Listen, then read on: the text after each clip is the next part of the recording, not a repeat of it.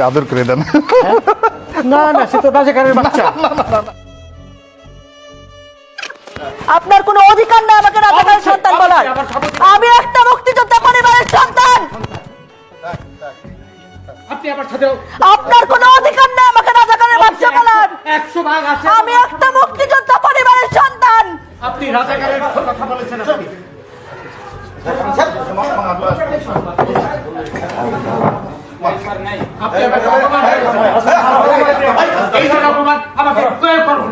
আমি একটা মুক্তিযোদ্ধা পরিবারের সন্তান, আপনি আমাকে রাজাকার কোন সাহসে বলেন? আমি এই আপনার ব্যবহার দেখে আমি বলেছি এটা।